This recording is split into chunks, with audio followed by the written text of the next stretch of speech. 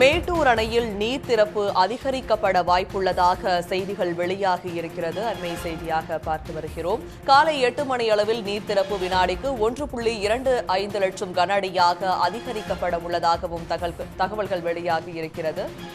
இது பற்றிய விரிவான விவரங்களுடன் இணைகிறார் எமது செய்தியாளர் குமரேசன். விவரங்கள்.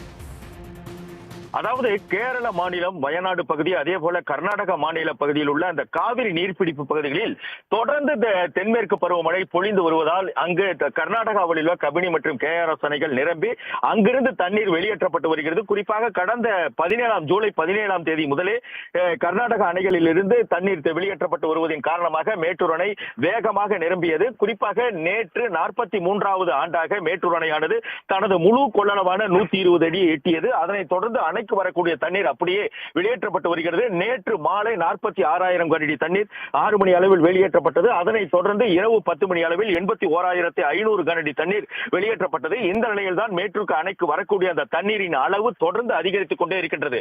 ஏனென்றால் கபினி மற்றும் KRS அணைகளில் இருந்து தண்ணீர் 2,10,000 கனஅடி தண்ணீர் வீதம் திறந்து விடப்படுகிறது. எனவே மேட்டூர் அணையின் பாதுகாப்பு கருதி அணைக்கு வரக்கூடிய தண்ணீர் அப்படியே வெளியேற்றப்பட்டு வருகிறது. இன்று காலை அதிகாலை 82,500 கனஅடி தண்ணீர் மேட்டூர் அணையிலிருந்து, அதாவது நீர் மின் நிலையம் மற்றும் சுரங்க மின் நிலையம் வழியாக 21,500 கனஅடி தண்ணீரும், அதே போல 16 கண் மதகுகள் வழியாக 60,000 கனஅடி தண்ணீரும் என 81,500 கனஅடி தண்ணீர் தற்போது வெளியேற்றப்பட்டு வருகிறது.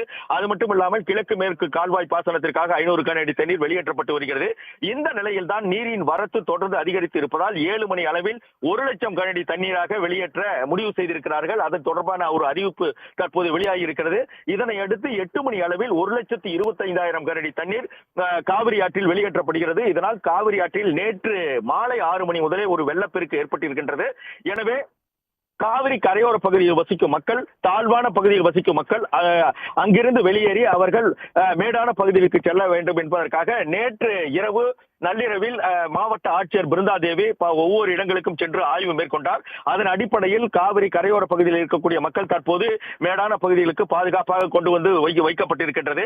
இந்நிலையில் காவிரி கரையோர பகுதியில் வெள்ளப்பெருக்கு ஏற்பட்டதன் காரணமாக அந்த வெள்ளத்தை பார்க்க வரக்கூடிய பொதுமக்கள் அசம்பாவிதங்களில் சிக்காமல் இருப்பதற்காக காவிரி கரையோர பகுதியில், அதாவது காவல்துறை மற்றும் தீயணைப்பு தொடர்ந்து கண்காணிப்பில் ஈடுபட்டு வருகிறார்கள்.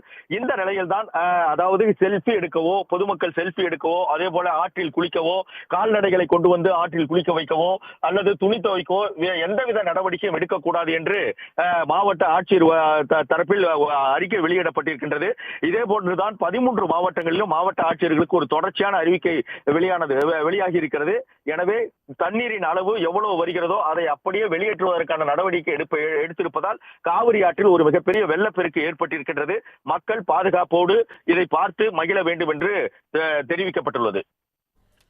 விவரங்களை வழங்கியமைக்கு நன்றி குமரேசன். சன் நியூஸ் வாட்ஸ்அப் சேனலை ஃபாலோ செய்யுங்கள். QR கோடை ஸ்கேன் செய்து சன் நியூஸோடு இணைந்திருங்கள்.